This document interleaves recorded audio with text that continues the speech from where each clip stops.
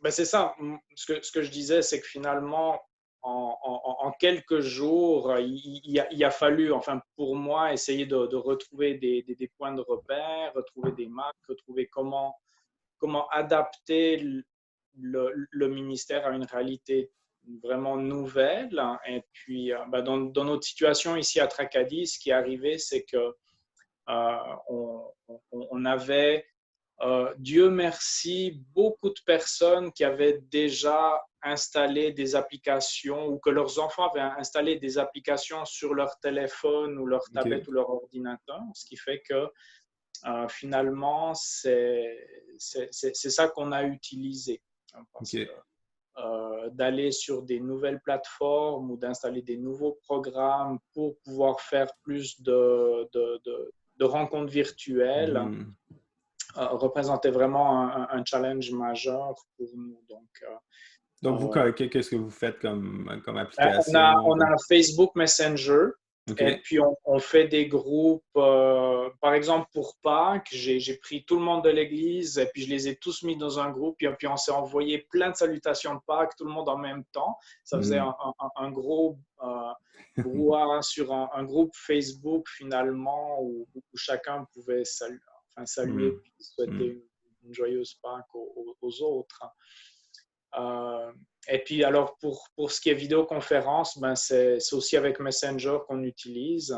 Et puis, ce qu'on a vu, c'est que finalement, si on veut se voir et s'entendre, étant donné que la qualité des appareils n'est pas la même chez tout le monde, la qualité de la connexion Internet n'est pas la même Mhm. chez tout le monde. Alors, finalement, si on veut se voir, on ne doit pas être plus que 8 en même temps, OK. parce qu'on tombe en petites icônes où on ne se voit plus. Et s'il y a juste la Mhm. personne qui parle qui passe en premier plan. Donc, on fait des groupes où on est juste 8 sites, mais c'est sûr que sur un site, on peut être deux personnes, OK. un couple, par Ouais, exemple. ouais, ouais. Et puis hier soir, ben, on avait une réunion où dans toute la soirée, en deux temps différents, alors on fait une rotation avec des gens qui embarquent au début, qui OK. débarquent, c'est embarqué d'autres. Et finalement, on a rejoint 16 personnes dans la soirée Mhm. avec 10 sites différents. Et puis, Puis dans le passé, avant COVID, vos réunions en semaine, vous alliez chercher, c'est comparable ou c'est mieux euh, même avec... je vais te dire, c'est mieux. On allait de 12, ouais, je pense 12, c'était vraiment une bonne réunion où il y avait pas mal de monde. Et puis là, tout à Hmm. coup, ben, on est monté à 16 parce que tout le monde était là, Ah ouais, ouais. littéralement. Mais on est vraiment reconnaissant qu'on n'a pas été obligé de passer par la case, OK, faut que tout le monde installe cette application, ce Hmm. programme, Hmm. faites-vous un compte, trouvez-vous un login, trouvez-vous un mot de passe, souvenez-vous de tout Ouais, ça. ouais. Ça aurait vraiment été ben compliqué alors. Et puis Ah autrement, ben, il faut le téléphone qui fonctionne. donc, vous étiez béni d'avoir préparé un petit peu le coup sans le savoir, dans le fond, parce que Sans le savoir c'était totalement, sans le je savoir, pense, ouais, avait ouais. prévu une fermeture des Non. églises comme ça. Peut-être. Est-ce que vous aviez déjà fermé pour une tempête de neige ou un blizzard ou quelque chose comme ça, un dimanche? Régulièrement, Ouais, ouais, régulièrement, mais on n'avait pas de plan B, c'est c'est-à-dire ça. soit ben ce qu'on ce qu'on arrivait à faire, ben, c'est s'ils annonçaient une tempête le dimanche, on s'était au moins mis d'accord. Bon, ben, si cette tempête dimanche et qu'il fait beau samedi après-midi, ben, on était Hmm, d'accord sur le principe de le faire le samedi après-midi. Mais on n'a hmm. jamais eu l'occasion de le pratiquer.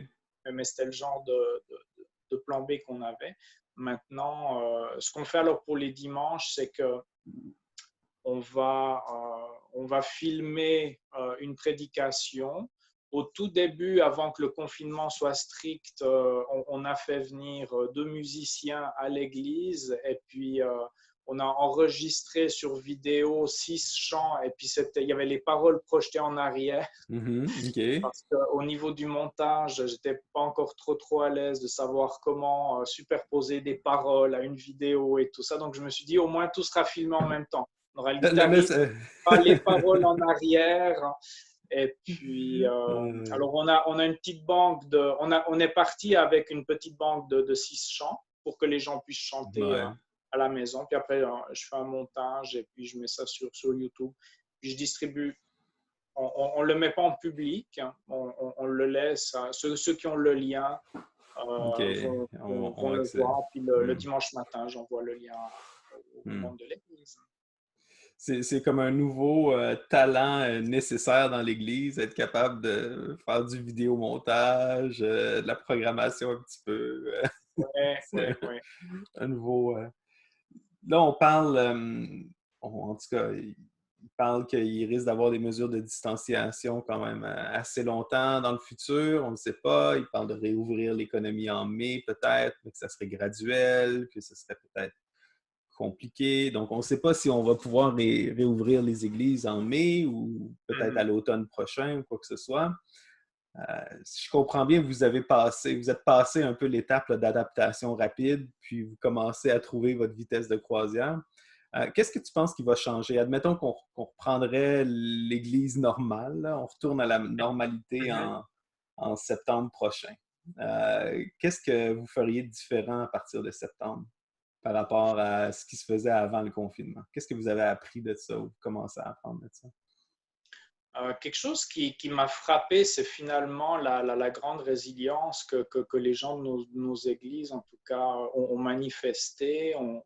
On a peut-être pendant quelques jours senti une espèce d'anxiété ou d'angoisse, je pense. Et puis moi aussi, je l'ai ressenti quand tout ça Mhm. commençait, puis que tout était bouleversé autour de nous. Mais il faut aussi comprendre qu'au Nouveau-Brunswick, on est vraiment une province encore très, très, très épargnée par Ouais. tout ça. D'autres régions encore plus que d'autres régions du Mhm. Nouveau-Brunswick. Donc, il y a vraiment le stress a vraiment pu tomber à un niveau pour l'instant, puis merci Seigneur, très bas. Mhm. Mais je dirais ce qu'on ferait différemment, c'est qu'on réalise des belles choses. Et puis les gens sont beaucoup plus à réaliser les choses positives que la crise a amenées. Mhm. Et pas juste dans l'Église, à l'extérieur aussi. Ce qu'on entend autour de nous, c'est que les gens sont quand même assez positifs. Les gens sont en train de dire, mais c'est vrai qu'on est plus à même maintenant de faire la part entre qu'est-ce qui est essentiel et puis qu'est-ce qui ne l'est pas. On est plus capable de voir qu'on est capable à vivre avec moins qu'avec plus ou Mhm. trop. Et Mhm. puis, au niveau de l'Église, je pense que quelque chose qu'on essaierait de faire différemment, c'est que au niveau de notre conseil pastoral, on a vraiment veillé à ce que tout le monde soit rejoint. On a encouragé les gens à ce que tout le monde essaye de rejoindre le plus Mhm. possible. Et je crois qu'il y a un réseau de relations qui s'est établi et qui est plus fort maintenant qu'il l'a jamais été. Mhm. Les gens entre eux et puis aussi au niveau ben c'est ça, des contacts réguliers les uns avec les autres. Et finalement, ce que nous, on ferait en mois de septembre, c'est d'essayer de stimuler que ces relations-là continuent, que les gens continuent d'avoir des Mhm. bons liens de soutien les uns avec les autres, de s'appeler, de faire des vidéoconférences s'ils ne peuvent pas se voir, ou alors de profiter qu'ils peuvent de nouveau se voir pour ben, OK, allez prendre un café ensemble, allez lire un livre ensemble, faites ce que vous faisiez chacun chez vous, ben, retrouvez-vous ensemble et puis faites-le. Donc, finalement, ce qu'on aimerait beaucoup, c'est de favoriser les bonnes choses qui se sont développées, Mhm. mais que le retour avant ne les fasse pas disparaître. Ça serait Mhm. dommage, finalement. Mhm. Donc, d'un point de vue général, l'impact du confinement sur l'Église de Tracadie, est-ce que c'est négatif, neutre, positif? Comment tu évaluerais ça de manière générale? En ce moment, là, c'est sûr. En ce moment, là où on en est rendu, avec le taux de malades, je crois que ça nous a forcé à entrer dans des nouvelles habitudes, donc à faire des choses nouvelles. Il y a des belles choses qui en découlent. Maintenant, c'est sûr que moi, je ne peux pas dire qu'il y a juste que du Ouais. positif, parce que c'est certain qu'au niveau de nos réunions, le fait de chanter de la louange quand on est tous ensemble ou quand il y a juste Ouais. notre propre voix face à une vidéo, à une caméra, Ouais, c'est ouais, pas ouais. fait pareil. Donc, il y a, il y a en même temps une attente languissante qui se fait de Hmm. pouvoir se retrouver ensemble, de se faire des hugs, et Ouais, puis ouais. mais en même temps, ben, vraiment, moi, je suis reconnaissant de voir qu'on arrive Hmm. à se soutenir et puis à s'encourager. On a des situations où on a été mis au courant que bon, ben, telle et telle personne avait de la difficulté à faire leur épicerie. Alors, on se Hmm. mobilise Hmm. pour vérifier, OK, moi, je vais aller à l'épicerie, est-ce que tu aurais besoin de quelque chose? Puis si jamais c'est le cas, ben, on va faire une épicerie pour la personne qui en aurait besoin. Donc, on est à ce niveau-là, mais pour tout de suite, c'est vrai qu'on ne peut pas faire beaucoup plus à Ouais. cause que on est un petit peu dans un espace intemporel parce que tout le monde est confiné, mais il ne se passe Ouais. rien vraiment de dramatique. Et encore là, merci Seigneur. On ne voudrait pas qu'il se passe quelque chose de dramatique, mais Mhm. Bon, ben, c'est bien, merci.